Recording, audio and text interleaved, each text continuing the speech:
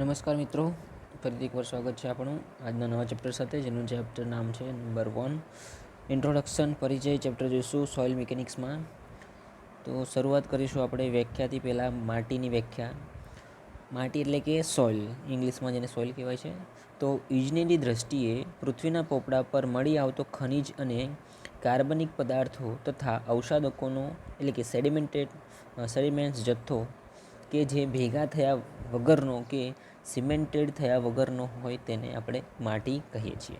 શું કહે છે મિત્રો કે જે ઇજનેરી દ્રષ્ટિએ આપણે જોઈ શકીએ છીએ કે પૃથ્વીના જે પોપડા પર મળી આવતા ખનિજ તત્વો છે, બરાબર, જેમાં કાર્બનિક પદાર્થોના તત્વોમાં અવસાદકો મિક્સ થયા વગર એટલે સેડિમેન્ટ જે ભેગા નથી થયા તેના વગરનું જે છે, સિમેન્ટેડ થયા વગરનું, બરાબર. તો એ બધા જે છે એના વગરનું જે વસ્તુ જે છે આપણે માટી તરીકે ઓળખી શકીએ. જેમાં કહે છે કે આવા જો પદાર્થોમાં બોલ્ડર્સ, રેતી, ગ્રેવલ, ક્લે, સિલ્ટ વગેરેનો સમાવેશ થાય છે, બરાબર. સેડિમેન્ટેશન કયા પ્રકારના છે? જે બોલ્ડર્સ, સેન્ડ, ગ્રેવલ, ક્લે છે. ઓકે, આપણે અગાઉ લેક્ચરમાં ક્લાસમાં શીખી ગયા, અત્યારે આપણે રિવિઝન ચાલુ છે તો થોડું રિવિઝન કરી લઈશું, જોઈ લઈશું.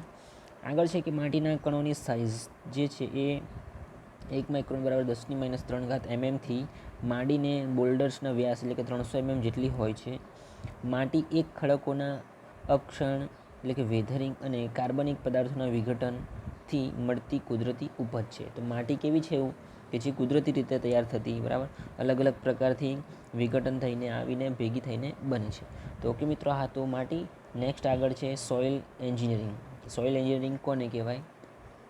તો સોઇલ એન્જિનિયરિંગ છે અથવા સોઇલ મિકેનિક્સ અથવા જીઓટેકનિક એ સિવિલ એન્જિનિયરિંગની એક અગત્યની શાખા છે, જેમાં ઇજનેરી મટીરિયલ તરીકે માટીની વર્તણૂક અને તેના ઉપયોગને લગતો અભ્યાસ કરવામાં આવે છે.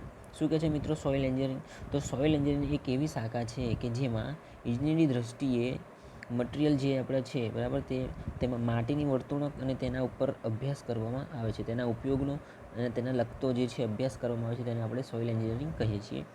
નેક્સ્ટ આગળ છે કે કાર્લ ટર્ઝાગી, જે 1948ની સાલ મુજબ કે તેમને વ્યાખ્યા લખી હતી એ મુજબ કે સોઇલ મિકેનિક્સ એ મિકેનિક્સ અને હાઇડ્રોલિક્સના નિયમો વડે ખડકોના યાંત્રિક અને રાસાયણિક વિઘટનથી પેદા થયેલ અવસાદો એટલે કે સેડિમેન્ટ્સ અને બીજા જે છે અસંગઠિત ઘનકણો કે જે કાર્બનિક ઘટકોનું મિશ્રણ ધરાવતા હોય કે ન હોય તેને લગતા પ્રશ્નોનો ઉકેલ સૂચવે છે. તો કાર્લ ટર્ઝાગીએ શું કીધું છે કે જેમને સોઇલ મિકેનિક્સ દ્વારા જે છે અંદર બધી વસ્તુ શું છે, કયા પ્રશ્નો ક્રિએટ થાય છે, શું નથી, બરાબર, એનો ઉકેલ તેમને સૂચ્યો છે. આપણે ઉપર એકવાર ફોટોમાં પણ જોઈ લઈશું અહીંયા કે જે કાર્લ ટર્ઝાગી છે તે શું છે? તો ફાધર ઓફ મોડર્ન જીઓટેકનોલોજી. ઓકે, જે એમનો ફોટો અહીંયા દર્શાવેલો છે, બરાબર.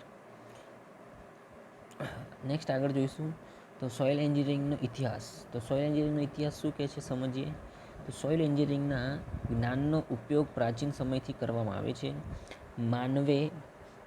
માનવે જે છે તે બાંધકામની શરૂઆત ગુફાથી કરી અને માટીનો ઉપયોગ શરૂઆતમાં બાંધકામના મટીરિયલ તરીકે થયો.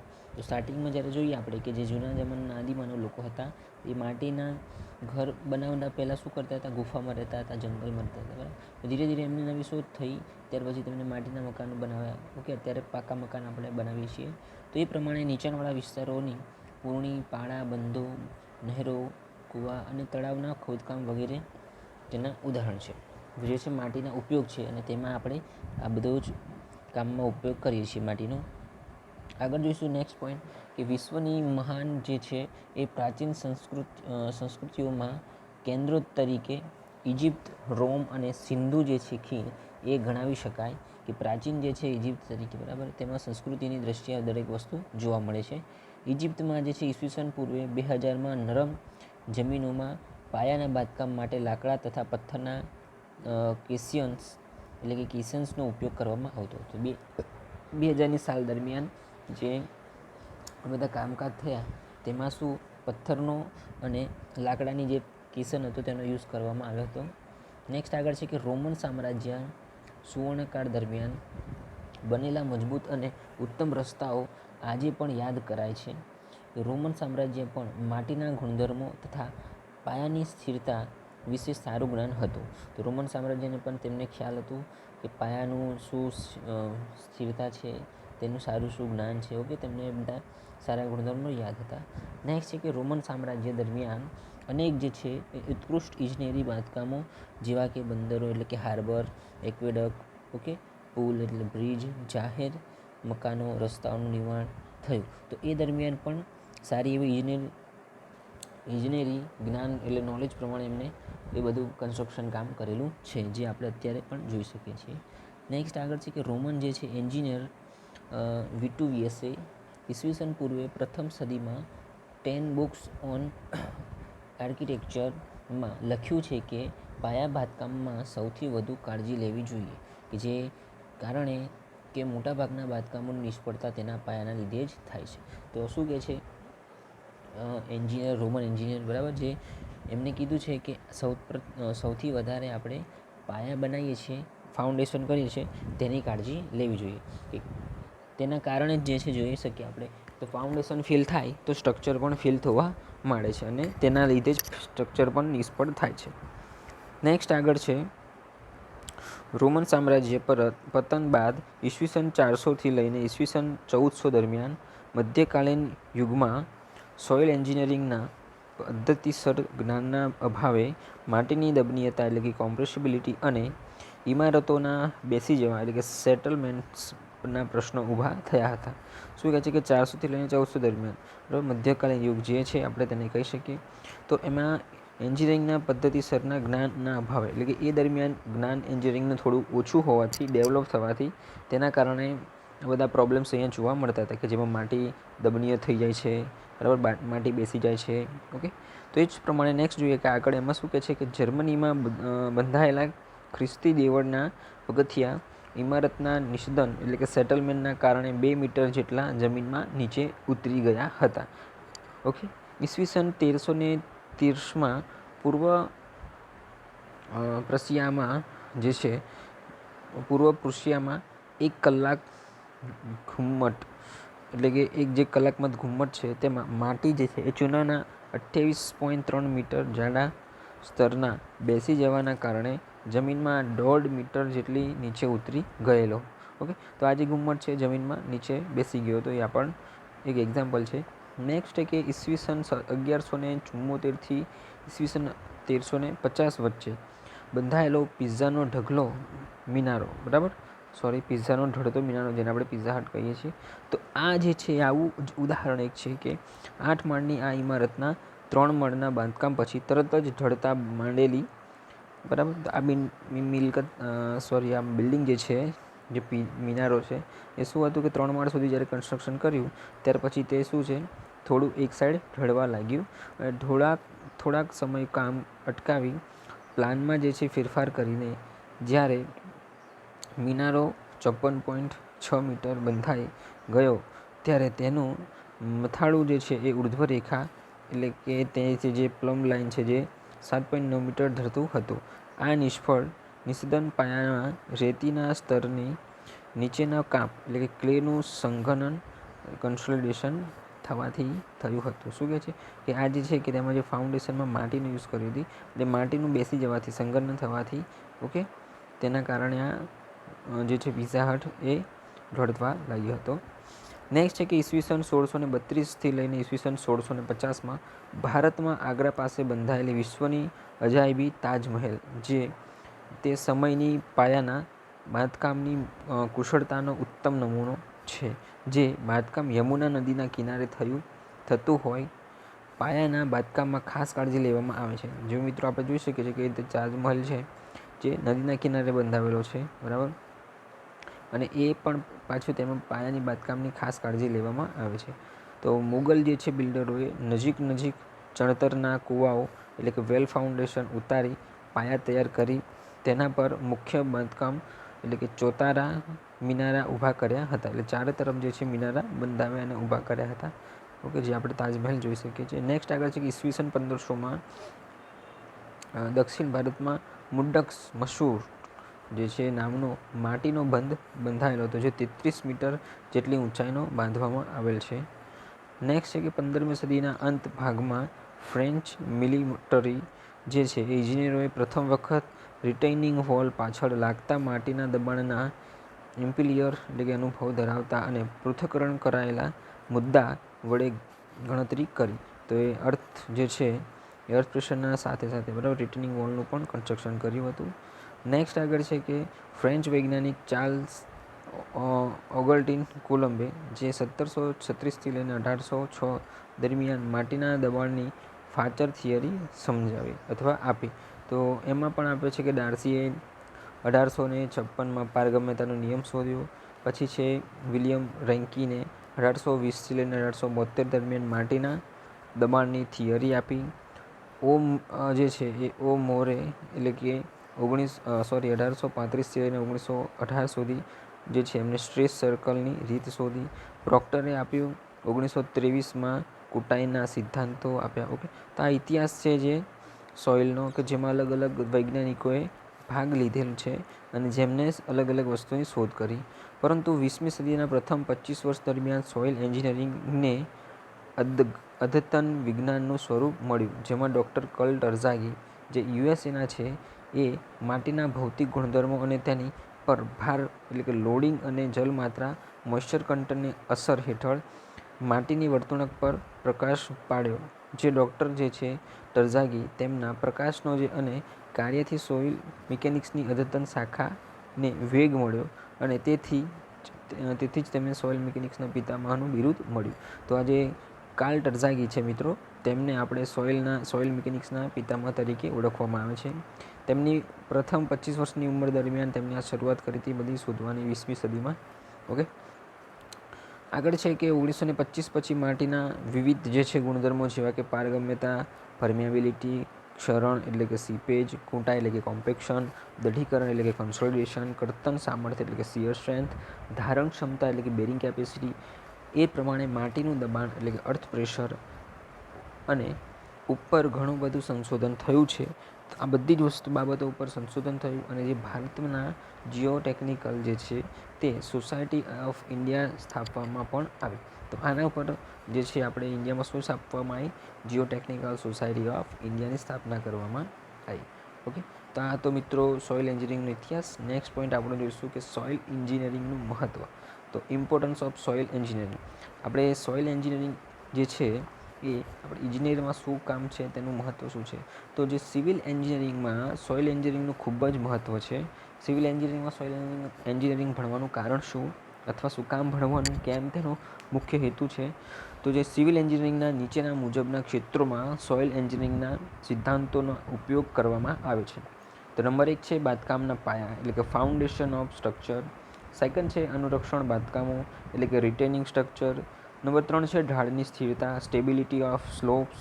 નંબર 4 છે ભૂગર્ભ બાંધકામો underground structure. Number 5 pavement design. Number 6 છે માટીના બંધો એટલે કે અર્થન ડેમ. તો આ જે 6 ભાગ છે મિત્રો અલગ અલગ પ્રકારના, જેમાં સોઇલ એન્જિનિયરિંગનું ખૂબ જ મહત્ત્વ રહેલું છે. તો નંબર 1 સમજીશું પહેલાં કે બાંધકામોના પાયા. તો દરેક સિવિલ એન્જિનિયરે સ્ટ્રક્ચર જે છે એ ઇમારતો, પુલો, બોગદા એટલે કે ટનલ, કેનાલ, બંધો વગેરેના પાયા માટીના સ્તર એટલે કે સખત સ્તર ઉપર ટીકવવા જોઈએ. એ આપણે જાણીએ છીએ કે આ દરેક પ્રકારનું કન્સ્ટ્રક્શન છે, વસ્તુ જે છે એ ક્યાં રહેશે? સ્ટેબલ થશે. તો જે માટી જે છે તેના ઉપર મેન સ્ટેબલ થવાનું છે. પાયા સ્ટ્રક્ચરના ભારને સલામત રીતે જમીન ઉપર ટ્રાન્સફર કરે છે, જે આપણે સમજી શકીએ છીએ. બાંધકામના પાયાની રચના માટીની દાબ્યતા એટલે કે કોમ્પ્રેસિબિલિટી, કર્તન સામર્થ્ય એટલે કે શિયર સ્ટ્રેન્થ, ધારણ ક્ષમતા એટલે કે બેરિંગ કેપેસિટી વગેરેને ધ્યાનમાં લઈને કરવામાં આવે છે. તો જે પાયાનું બાંધકામ છે તો આ દરેક મિત્રો જે વસ્તુ આપણે સમજાવી, કોમ્પ્રેસિબિલિટી, શિયર સ્ટ્રેન્થ, બેરિંગ કેપેસિટી, તો આ બધાને ધ્યાનમાં લઈને કન્સ્ટ્રક્શન કરવામાં આવે છે. નેક્સ્ટ આગળ છે કે વધુ પડતા વજન, પાયાની માટીની અપૂરતી દાબ્યતા એટલે કે લૂઝ સોઇલ, અપૂરતા કર્તન સામર્થ્ય કે અપૂરતી ધારણ ક્ષમતાના લીધે બાંધકામોમાં અવસાદન એટલે કે સેટલમેન્ટના લીધે નિષ્ફળતા સર્જાય છે.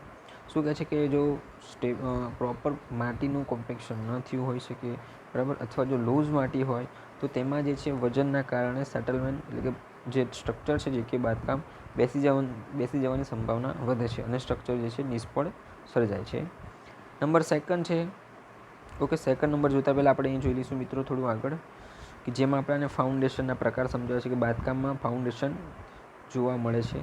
તો અહીંયા એક સેલો ફાઉન્ડેશનનો એક ટાઈપ્સ છે અને બીજું છે બાજુમાં પાઇલ ફાઉન્ડેશનનો ટાઈપ્સ.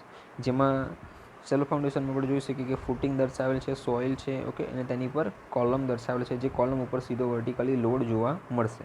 તો બાજુમાં જે છે પાઇલ ફાઉન્ડેશન, તેમાં હાર્ડ સ્ટ્રેટમ જે આપેલું છે નીચેના ભાગમાં, પાઇલ્સ દર્શાવેલ છે વર્ટિકલ 3 જે છે તે, સોઇલ આપેલી છે માટી, ઓકે, અને તેની ઉપર એક કોલમ દર્શાવેલ છે. તો સેલો ફાઉન્ડેશન આપણે ક્યાં યુઝ કરી શકીએ? તો નોર્મલી જ્યાં જમીન થોડી મજબૂત હોય, એટલે કે કડક હોય, પથરાળ જમીન હોય, ત્યાં આપણે સેલો ફાઉન્ડેશન સારી રીતે યુઝ કરી શકીએ. પણ જો જેવી તેવી જગ્યાએ આપણે જમીન જે છે તે થોડી લૂઝ હોય, બરાબર, તો એવી જગ્યાએ આપણે પાઇલ ફાઉન્ડેશન કરવું ઉપયોગમાં અનિવાર્ય છે. આગળ સમજીશું, જો ડી B હોય તો તેને સેલો ફાઉન્ડેશન કહેવાશે. એટલે શું કહેવા માગે છે મિત્રો? કે જો પાયાની પહોળાઈ તેની ઊંડાઈ કરતાં ઓછી હોય અથવા તેના જેટલી હોય તો તેને આપણે સેલો ફાઉન્ડેશન કહીશું. અને જો પાયાની પહોળાઈ D હોય તો ડીપ ફાઉન્ડેશન. એટલે કે પાયાના જે પહોળાઈ છે, ઓકે, તે ઊંડાઈ કરતાં કેવી હોય? ઓછી, અને ઊંડાઈ વધારે હોય તો તેને ડીપ ફાઉન્ડેશન કહીશું. ઓકે, ફરીથી સમજીએ શું કહેવા માગે છે કે જો પાયાની પહોળાઈ કરતાં ઊંડાઈ વધારે હોય તો તેને આપણે ડીપ ફાઉન્ડેશન ગણીશું. અને જો પાયાની ઊંડાઈ પહોળાઈ જેટલી હોય અને પહોળાઈ કરતાં ઓછી હોય તો તેને સેલો ફાઉન્ડેશનમાં ગણીશું. જ્યાં આપણને બી અને ડીનો તફાવત સમજાવ્યો છે કે બી એટલે કે પાયાની પહોળાઈ અને ડી એટલે પાયાની ઊંડાઈ. નેક્સ્ટ નંબર સેકન્ડ, અનુરક્ષણ બાંધકામો. તો અનુરક્ષણ બાંધકામો કોણે કીધું છે? તો જ્યારે માટીને ફેલાવવા માટે પૂરતી જગ્યા ઉપલબ્ધ ન હોય ત્યારે માટીને રોકવા માટે અનુરક્ષણ બાંધકામ જરૂરી પડે છે. શું કહે છે મિત્રો? કે અનુરક્ષણ રિટેનિંગ વોલની જરૂર ક્યારે પડે? કે જ્યારે માટીને ફેલાવવા માટે પૂરતી જગ્યા ન હોય અને તેને રોકવા માટે જ્યારે આપણે અનુરક્ષણ દિવાલ અથવા કોઈપણ અનુરક્ષણ બાંધકામ બાંધવું પડે તો એ જે કન્સ્ટ્રક્શન કરે છે તેને આપણે અનુરક્ષણ બાંધકામ કહીશું. કે જ્યારે બંને બાજુએ માટીના લેવલનો તફાવત હોય ત્યારે પણ અનુરક્ષણ દિવાલની જરૂર પડે છે. દાખલા તરીકે રિટેનિંગ વોલ અને સીટ પાઇપ.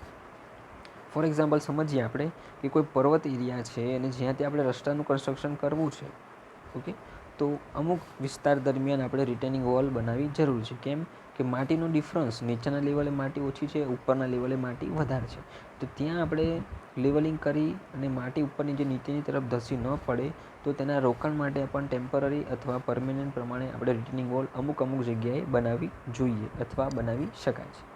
ઓકે, તો રિટેનિંગ વોલ છે જે આપણે નીચે જોઈ શકીએ છીએ આકૃતિમાં. ઓકે, રિટેનિંગ વોલ આ રીતે કન્સ્ટ્રક્શન કરવામાં આવે છે, જે થોડા પ્રમાણમાં ડેમ ટાઈપ્સમાં દેખાય છે આપણને. શેપ એનો ડેમ ટાઈપ જેવો આવે છે. બાજુમાં સીટ પાઇલ પણ છે, જે આપણે જોઈ શકીએ છીએ કે આ પ્રમાણે સોઇલ હોય, જો લેવલ ઊંચું નીચું તો આપણે બનાવી શકીએ. ઓકે, નેક્સ્ટ આગળ છે કે આવા બાંધકામોની રચનામાં માટીનું દબાણ, પારગમ્યતા, કર્તન બળ વગેરે સિદ્ધાંતો ધ્યાનમાં લેવામાં આવે છે. શું કહે છે કે આવું જ્યારે રિટેનિંગ સ્ટ્રક્ચર જેવું બનાવવામાં આવે ત્યારે માટીનું દબાણ કેટલું છે એ જાણવું જરૂરી છે. તેમાં પારગમ્યતા કેટલી થાય છે તે પણ જાણવું જરૂરી છે. અને કર્તન બળ કેટલું લાગશે, એટલે કે શિયર સ્ટ્રેસ પણ તેના ઉપર કેટલું લાગશે, ત્યાર પછી તેનું બાંધકામ કરી શકાય છે. નંબર 3 છે કે ઢાળની સ્થિરતા, એટલે કે સ્ટેબિલિટી ઓફ સ્લોપ. તો જો માટીની સપાટી ક્ષૈતિજ એટલે કે હોરિઝોન્ટલ ન હોય તો માટીના વજનનો ક્ષેત્રીય ઘટક એટલે કે માટીની ઢાળની નીચેની તરફ ધકેલે છે, જેથી ઢાળ અસ્થિર બને છે. ઢાળ કુદરતી રીતે અથવા કૃત્રિમ હોઈ શકે છે. શું કહે છે મિત્રો? ફરીથી સમજીએ કે જો માટીની સપાટી હોરિઝોન્ટલ ન હોય તો જે છે કે માટીના વજનનો ક્ષૈતિજ ઘટક એ માટીને પોતે ઢાળની દિશા તરફ ધકેલે છે અને તેથી ઢાળ અસ્થિર બને છે. બરાબર, આપણે આ ઢાળ છે કુદરતી રીતે પણ જોઈ શકીએ છીએ અથવા કૃત્રિમ રીતે આપણે કરી શકીએ છીએ. આકૃતિમાં દર્શાવ્યા પ્રમાણે જોઈએ તો ઢાળ જે છે તે પુરાણ એટલે કે ફિલિંગ અને ખોદાણ એટલે કે કટિંગમાં દર્શાવેલ છે. તો અહીંયા જોઈ શકીએ આપણે આકૃતિમાં કે ઉપરનું જે છે એ સેક્શન એ એમ્બેકમેન્ટ સ્લોપ છે કે જે ફિલિંગ કરીને બનાવેલો છે, પુરાણ કરીને, અને નીચેનું જે છે નંબર બી કે જેમાં એસ્કેવેશન સ્લોપ છે કે જે આપણે ખોદાણ કરીને બનાવેલું છે. તો સોઇલ ઇજનેરમાં ઢાળની સ્થિરતા એક કરવાની રીતોનો પણ સમાવેશ થાય છે. ચેક કરવાની રીતોનો પણ સમાવેશ થાય છે, બરાબર. નોર્મલી આપણે સમજીએ મિત્રો તો આકૃતિ પરથી આપણે જાણી શકીએ કે ઉપરનું જે એ પ્રકારનો ઢાળ છે એ આપણે રોડ અથવા રસ્તા, રેલવે માટે ઉપયોગમાં કરી શકીએ. જ્યારે બી પ્રકારનું જે છે નીચે તે આપણે કેનાલ ટાઈપ બનાવવું હોય પાણીની પ્રવાહ માટે, ટ્રાન્સપોર્ટેશન માટે, તો નોર્મલી આ રીતે યુઝ કરી શકીએ. આગળ છે નંબર 4, ભૂગર્ભ બાંધકામો એટલે કે અંડરગ્રાઉન્ડ સ્ટ્રક્ચર. તો આ પ્રકારના બાંધકામોમાં બોગદા, ટનલ, શાફ્ટ, પછી છે કંડિટ્સ, બરાબર, વગેરેનો કોન્ડ્યુટ્સ છે વગેરેનો સમાવેશ થાય છે. આ પ્રકારના બાંધકામોની ડિઝાઇનમાં માટીના દબાણને ધ્યાનમાં લેવામાં આવે છે. તો શું કહે છે મિત્રો કે આ ભૂગર્ભ બાંધકામો એટલે કે અંડરગ્રાઉન્ડ કે જે આપણે માટીની નીચે બાંધકામ કરવાનું છે, બરાબર, ટનલ છે અથવા શાફ્ટ છે, તો એવા બાંધકામો જ્યારે કરવાના હોય ત્યારે આપણે પહેલાં સૌપ્રથમ શું કરવું પડે, માટીનું પ્રેશર જાણવું પડે કે માટીનું પોતાનું પ્રેશર જે છે પ્રમાણ તે કેવા પ્રકારનું છે. ઓકે, તો એ દબાણ આપણે ધ્યાનમાં લીધા પછી જ બાંધકામ કરી શકીએ. તો નીચે આકૃતિમાં જોઈ શકીએ આપણે અંડરગ્રાઉન્ડ પ્રેશર જે સ્ટ્રક્ચર જે છે તે આપણે અહીં દર્શાવેલ છે. ટનલ છે, બરાબર, કંડ્યુટ્સ છે. ઓકે, તો આ પ્રકારે કન્સ્ટ્રક્શન થાય છે જમીનની નીચેના ભાગમાં. નંબર 5 છે પેવમેન્ટ ડિઝાઇન. તો માટીના મજબૂત સ્તર ઉપર સિમેન્ટ જે છે એ સિમેન્ટ કોન્ક્રીટ અથવા ડામરના કોન્ક્રીટનું સખત સ્તર મૂકવામાં આવે છે, જેને પેવમેન્ટ કહે છે. પેવમેન્ટ શાને કીધું છે કે જમીન ઉપર જ્યારે મજબૂત સ્તર બનાવવામાં આવે છે અને એ સ્તર શાનું હોય કે જ્યારે સિમેન્ટ કોન્ક્રીટનું હોય અથવા ડામર કોન્ક્રીટનું હોય, તો એ સ્તર એકદમ સખત મજબૂત હોય અને આ જે લેયર મૂકીએ આપણે તેને આપણે પેવમેન્ટ કહી શકીએ. તો પેવમેન્ટ ઉપર વાહનોની અવરજવર થાય છે જે આપણે જોઈ શકીએ છીએ. પેવમેન્ટના સ્તરોમાં સબબેઝ, બેઝ અને સરફેસ કોર્સનો સમાવેશ થાય છે, જે આપણે અહીં આકૃતિમાં જોઈ શકીએ કે જ્યારે પેવમેન્ટ બનાવવો હોય આપણે તો તેમાં સૌપ્રથમ સબગ્રેડ સોઇલનો યુઝ થશે, પછી તેની પર સબબેઝ આવશે, પછી તેની પર બેઝ અને છેલ્લે સરફેસનો સમાવેશ કરવામાં આવે છે. તો સોઇલ એન્જિનિયરિંગમાં પેવમેન્ટ ડિઝાઇન અને બાંધકામની રીતોનો અભ્યાસ કરવામાં આવે છે અથવા અભ્યાસ થાય છે કે આના પર અભ્યાસ કર્યા પછી જ આપણે હાઈવે અથવા કોઈ અન્ય પ્રકારના રોડ, રસ્તા આપણે બનાવી શકીએ છીએ. નેક્સ્ટ છે માટીના બંધો એટલે કે અર્થન ડેમ. તો માટીના બંધો મુખ્યત્વે પાણી રોકવા માટે બાંધવામાં આવે છે. ઉપરાંત રોડ અને રેલવે લાઇન માટે પણ માટીના બાંધકામો અથવા બંધની જરૂર પડે છે. શું કહે છે મિત્રો કે પાણીનું જો આપણે સ્ટોરેજ કરવું હોય તો માટીનું બંધ બાંધી શકાય છે, અને તે ઉપરાંત પણ જો રોડ અને રેલવે બનાવવા હોય તો તેમાં પણ માટીનો બંધ આપણે જરૂરી પડે છે, બનાવી શકીએ છીએ. આગળ છે કે માટીના બંધની ડિઝાઇન માટે સોઇલ ઇજનેરનું જ્ઞાન આવશ્યક હોવું જરૂરી છે. શું કહે છે કે આપણે જો આ ડેમ અથવા કન્સ્ટ્રક્શન કરવું હોય તો તેના માટે આપણને પહેલાં તો નોલેજ હોવું જોઈએ સોઇલ એન્જિનિયરિંગ વિશે, કે સોઇલ એન્જિનિયરિંગ શું છે.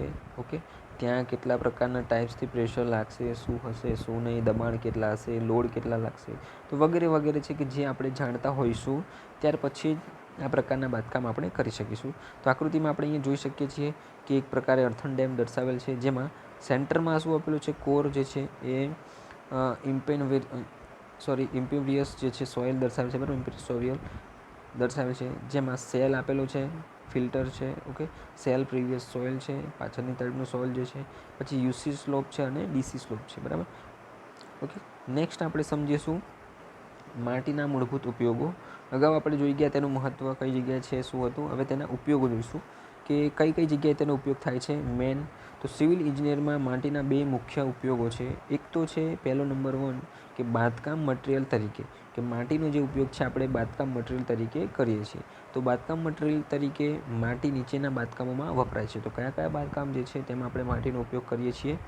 તો નંબર 1 છે હાઈવેના પાળા, કે આપણે જ્યારે હાઈવે બનાવવો હોય તો એ પાળા બનાવવા તૈયાર કરવા પહેલાં આપણે શું કરીશું, માટીનો ઉપયોગ કરીશું. નેક્સ્ટ છે રેલવેના પાળા, કે આપણે જ્યારે રેલવે કન્સ્ટ્રક્શન કરવી હોય, રેલવે લાઇન નાખવી હોય તો સૌપ્રથમ માટીનું લેયર નાખીશું, બરાબર. માટી કોમ્પેક્શન થઈ ગયા બાદ, કમ્પ્લીટ કર્યા બાદ પછી શું પથ્થર નાખીને તેની પર આપણે રેલવે શરૂ કરીશું. નેક્સ્ટ આગળ છે કે માટીના બંધો. જો આપણે ટેમ્પરરી ડેમ બનાવવો હોય, બંધ બનાવવો હોય તો માટીનો બંધ આપણે બનાવી શકીએ છીએ.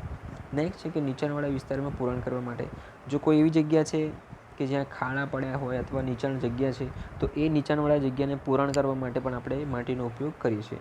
અને તેમ છતાં પણ અલગ અલગ ઘણા બધા ઉપયોગ છે માટીના, કે જે તેનો ઉપયોગ વગેરે કામમાં લઈ શકીએ છીએ, બરાબર. જેવા કે ટેમ્પરરી, સમજો કે આપણે મકાન બનાવ્યું છે તો મકાનમાં પ્લિન્થ લેવલમાં પુરાણ કામ માટે લઈ શકીએ છીએ. ઓકે, તે પ્રમાણે અલગ અલગ છે. નેક્સ્ટ આગળ છે કે બાંધકામના પાયા તરીકે. તો બાંધકામના પાયા તરીકે ક્યાં ઉપયોગ થાય છે માટીનો? તો દરેક બાંધકામ જેવા કે બિલ્ડિંગ, જેમ મેં સમજાવ્યું તમને, બિલ્ડિંગ જો બનાવવું હોય તો તેમાં પુરાણ તરીકે અથવા તેમાં પાયા માટીનો યુઝ થાય છે. પછી છે પુલો, તો જો બ્રિજ પુલો બનાવ્યા હોય તો તેમાં પણ માટીનો ઉપયોગ થશે. હાઈવે બનાવ્યા છે તો આપણે જોયું, બરાબર, રેલવેના પાળા, રસ્તાના પાળા, એમાં યુઝ થયું. પછી છે ટનલ બનાવવાની હોય તો તેમાં પણ માટીનો બાંધકામમાં ઉપયોગ થાય છે. પછી છે કેનાલમાં પણ માટીનો યુઝ થઈ શકે છે. નેક્સ્ટ છે ડેમ વગેરેના પાયા માટે ઉપર ટેકવવામાં આવે છે. આ બધી વસ્તુ શું છે કે બાંધકામમાં તેનો માટીનો યુઝ થાય છે. કે આ જે દરેક વસ્તુ છે કે જે પાયા માટી જે છે તેની ઉપર ટેકવવામાં આવે છે, કે આ બધાના જ પાયા ક્યાં ટેકવાય છે? માટી ઉપર ટેકવાય છે. તો આ હતા તેના મુખ્ય મહત્ત્વના ઉપયોગો જે આપણે જોયા કે માટીના મૂળભૂત ઉપયોગો છે. નેક્સ્ટ આગળ છે કે ભૂસ્તરીય ચક્રમાં માટીની ઉત્પન્નતા. તો માટીની ઉત્પન્નતા ભૂસ્તરીય ચક્રમાં કેવી રીતે થાય છે?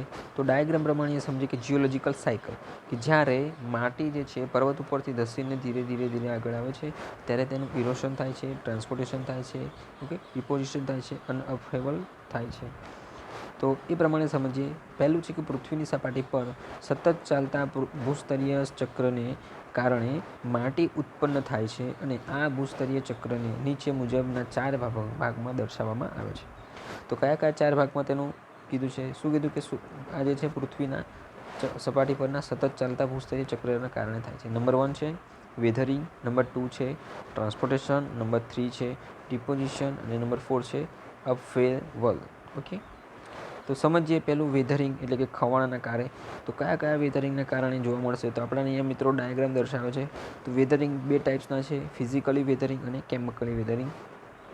તો ફિઝિકલ વેધરિંગમાં શું કહે છે કે જ્યારે 3-4 પોઈન્ટ્સ દર્શાવે છે અહીંયા ફિઝિકલી વેધરિંગમાં, કે નીચેના પરિબળોનો જવાબદાર છે. કયા કયા પરિબળો ફિઝિકલી વેધરિંગમાં જવાબદાર છે? તો પહેલો પોઈન્ટ છે કે તાપમાનના ફેરફારો, કે જો તાપમાનનો ફેરફાર હોય તો પણ થશે. પાણી, બરફ અને પવન દ્વારા થતો આઘાત અને ઘસારો. નંબર 3 છે ઝાડના મૂળિયા, ખડકોના પોલાણોમાં રહેલું પાણી, ચિકાસ વગરની માટી એટલે કે કોહેશનલેસ સોઇલનું નિર્માણ જે છે એ ફિઝિકલી વેધરિંગના કારણે થાય છે. તો આ ફિઝિકલી વેધરિંગના કારણે આ પ્રકારે માટીનું વેધરિંગ જોવા મળશે. જ્યારે બાજુમાં છે કેમિકલ વેધરિંગ, કે જ્યારે કેમિકલ વેધરિંગમાં શું કહે છે કે તેના અલગ પ્રકારના નીચેનો સમાવેશ થાય છે, જેમાં hydration, carbonation, oxidation and solution, જે ચીકણી માટી એટલે કે ક્લેનું નિર્માણ કરે છે, બરાબર. ચીકણી માટીનું કે જે કેમિકલી વેધરિંગના કારણે થાય છે. ચીકણી માટી શાના લીધે ઉત્પન્ન થાય છે? તો કેમિકલ વેધરિંગના કારણે. સમજીએ રેસિડ્યુઅલ સોઇલ. તો વેધરિંગના કારણે ઉત્પન્ન થયેલી માટી જે પેરેન્ટ રોક ઉપર જ જમા થાય છે, જેને રેસિડ્યુઅલ સોઇલ કહે છે, બરાબર. કે જે વેધરિંગ, અલગ અલગ વેધરિંગના કારણે ઉત્પન્ન થયેલી જે માટી છે અને એ માટી ક્યાં રોકાય છે? તો પેરેન્ટ રોક્સ ઉપર રોકાય છે અથવા જમા થાય છે, તો એને આપણે રેસિડ્યુઅલ સોઇલ કહીએ છીએ. તો સમજીશું પહેલું કેમિકલ વેધરિંગ કોને કહેવાશે? તો પથ્થરના મિનરલ્સના રાસાયણિક ગુણધર્મોમાં ફેરફાર થવાથી નવા સંયોજનો પેદા થાય છે, જેને રાસાયણિક ખવણ કહે છે. ફરીથી સમજીએ કે પથ્થરના મિનરલ્સના રાસાયણિક ગુણધર્મોમાં ફેરફાર થવાથી નવા સંયોજનો પેદા થાય છે, જેને આપણે રાસાયણિક ખવણ કહીએ છીએ. નેક્સ્ટ સેકન્ડ છે હાઇડ્રેશન કોને કહેવાશે?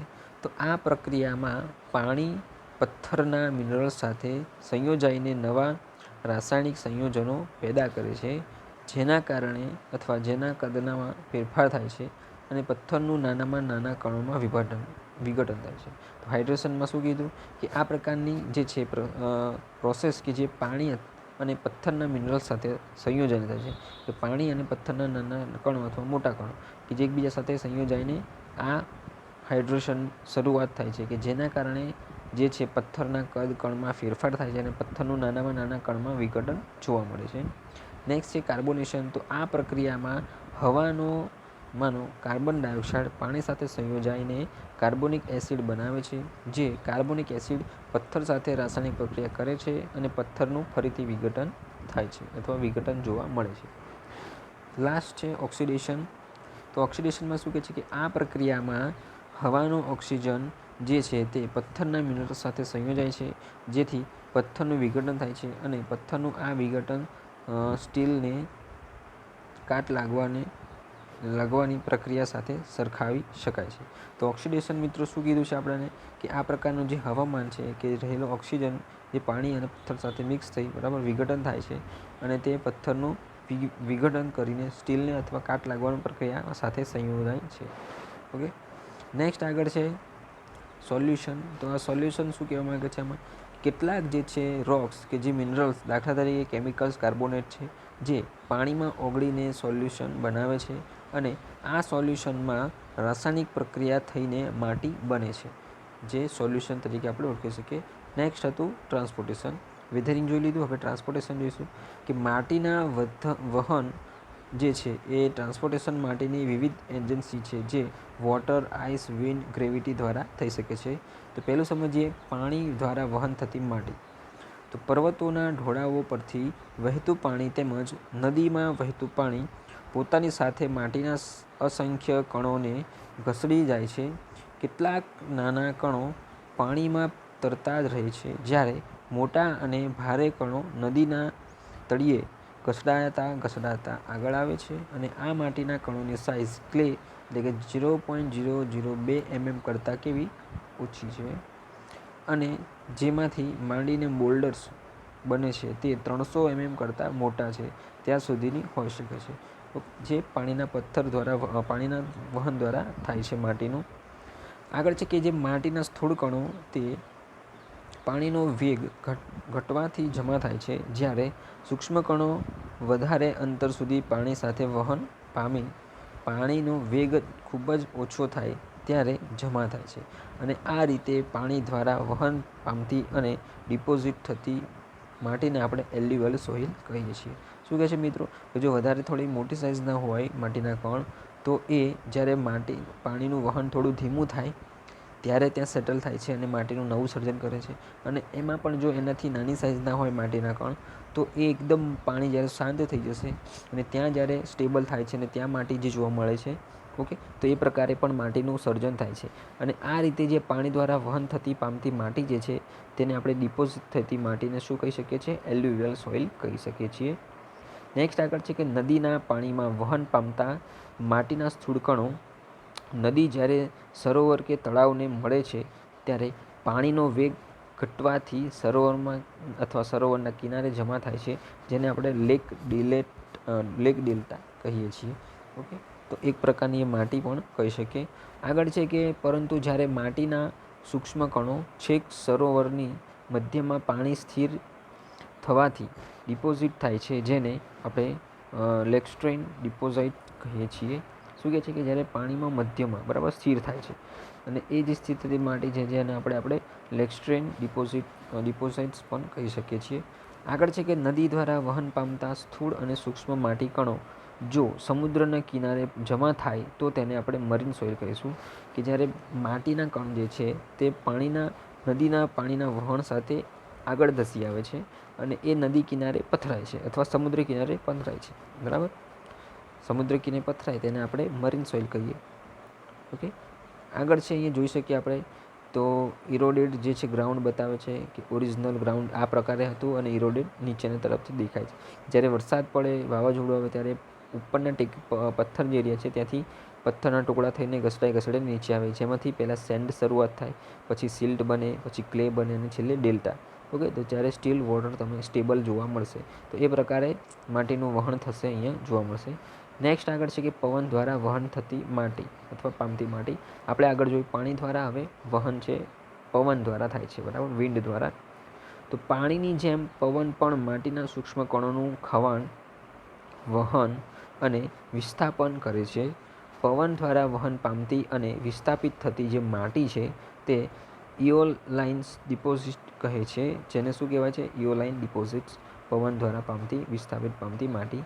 પવન દ્વારા રેતીના વિશાળ ઢૂવાનું નિર્માણ થાય છે. જે રેતીના ઢૂવા ખાસ કરીને આફ્રિકા અને અમેરિકાના રણપ્રદેશોમાં જોવા મળે છે. સિલ્ટ અને ક્લે જેવી સૂક્ષ્મ કણોવાળી માટી જે છે તે રણપ્રદેશોમાં પવન દ્વારા વહન પામે છે અને જમા થાય છે, જે સિલ્ટ અને ક્લેમાં જે છે તેમાં સિમેન્ટિંગ મટીરિયલ્સ ભળવાથી બનતી માટીને લૂઝ કહે છે. શું કહે છે? જ્યારે સિલ્ટ પ્રકાર અથવા ક્લે પ્રકારની જે સૂક્ષ્મ કણવાળી માટી છે જે રણ પ્રદેશમાં પવન દ્વારા વહન થાય છે, અને આ વહન થતા જે માટી જે છે તેમાં સિમેન્ટિંગ મટીરિયલ જો ભળવાથી તો એ માટી કેવી બને છે? લૂઝ બને છે. તો આવી લૂઝ માટીની ઘનતા ઓછી હોય છે અને દબનીયતા વધારે હોય છે, અને બેરિંગ કેપેસિટી પણ ઓછી હોય છે. તેથી તેની ઉર્ધ્વ દિશામાં પારગમ્યતા એટલે કે પરમિએબિલિટી ખૂબ વધારે હોય છે. નેક્સ્ટ આગળ છે બરફ દ્વારા વિસ્થાપિત પામતી માટી, જેને આપણે ગ્લેશિયર્સ કહી શકીએ. જો સ્નોનું દાબન થવાથી બનતા બરફના મોટા ઢગને ગ્લેશિયર્સ કહે છે. કે જે સ્નો છે એટલે કે બરફ જે છે તેના દ્વારા જે દાબન થઈને બનતો મોટો ઢગલો છે તેને આપણે ગ્લેશિયર્સ કહી શકીએ. અને આવા જે ગ્લેશિયર્સનું વહન છે તે પોતાની સાથે માટીના કણો ઘસીને જાય છે. તો ગ્લેશિયર દ્વારા વિસ્થાપિત થતી માટીને આપણે ડ્રિફ્ટ કહીએ છીએ. ગ્લેશિયર્સ પીગળવાથી જમા થતી માટીને ટીલ કહીએ છીએ. અને ગ્લેશિયર્સ દ્વારા માટી જે છે ડિપોઝિટ થયા પછી બનતા ભૂસ્તરને આપણે ટર્મિનલ મોરેન્સ કહીએ છીએ, કે જે જમીન એક સમયે ગ્લેશિયર્સથી ઢંકાયેલી હતી અને ગ્લેશિયર્સ પીગળવાથી તેના પર ટીલ જમા થાય છે, જેને આપણે ગ્રાઉન્ડ મોરેન્સ કહીએ છીએ. આગળ છે કે ગ્લેશિયર્સના પીગળવાથી વહેતું પાણી તે પોતાની સાથે જે માટી લઈ જાય છે તેને આઉટવોશ કહે છે, જે આપણે અહીંયા જોઈ શકીએ છીએ કે ટર્મિનલ મોરિંગ બને છે આ પ્રકારે, બરાબર. માટી જમા થાય અને તેની પર બરફ પડે ત્યારે પછી આઉટવોશ થાય છે કે ત્યારે બરફ પીગળે ત્યારે બંને સાઈડ ધીરે ધીરે ભેગી થાય છે અને ગ્રાઉન્ડ મોરિન્સ આ રીતે માટી લઈ જાય છે. ઓકે. નેક્સ્ટ આગળ છે ગ્રેવિટી ડિપોઝાઇશન. તો ગુરુત્વાકર્ષણના કારણે વહન પામતી અને વિસ્થાપિત થતી માટીને આપણે કોલ્યુવિયલ સોઇલ કહીશું, કે જે ગુરુત્વ બળના કારણે જોવા મળશે. ગુરુત્વ બળના કારણે માટીના જે છે તેનું સ્થાનાંતર ટૂંકા અંતર માટે થાય છે, કે જે માટી જે છે એ ગુરુત્વાકર્ષણના કારણે કેવું સ્થાનાંતર બદલે છે પણ ટૂંકા સમયગાળા દરમિયાન. તો આવા જે ગુણધર્મોમાં ખાસ કોઈ ફરક પડતો નથી, એટલે કે આ રીતે ડિપોઝિટ થતી માટીને આપણે ટલસ કહીએ છીએ. અને પર્વતની તળેટીમાં જમા થયેલી માટી અને ભૂસ્ખલનથી જમા થયેલી માટી આ પ્રકારની હોય છે. ઓકે મિત્રો. નેક્સ્ટ છે આપણું ટલસમાં માટીના કણો અનિયમિત આકાર હોય છે અને તે પથ્થરના તૂટેલા ટુકડા અને સ્થૂળ કણોવાળી માટીનો ઉત્તમ સ્ત્રોત છે. શું કહે છે મિત્રો? કે જે તલસ છે જે તેમાં તૂટેલા જે પથ્થરના ટુકડા છે ઓકે અને સ્થૂળ કણોવાળી માટી છે તે એક ઉત્તમ સ્ત્રોત છે જે અનિયમિત કણોની આકાર ધરાવતી હોય છે. તો આજના દિવસ માટે આટલા લેક્ચરમાં આટલું ટોપિક રાખીએ. નેક્સ્ટ લેક્ચરમાં આપણે અગાઉ જોઈશું. કંઈ પ્રોબ્લેમ થયો હોય કમેન્ટ કરીને આપણે પૂછી શકો છો, કંઈ ક્વેશ્ચન હોય તો કમેન્ટ કરી શકો છો, અને કંઈ પ્રોબ્લેમ થયો હોય કંઈ ભૂલ થઈ હોય તો સોરી એન્ડ થેન્ક યુ.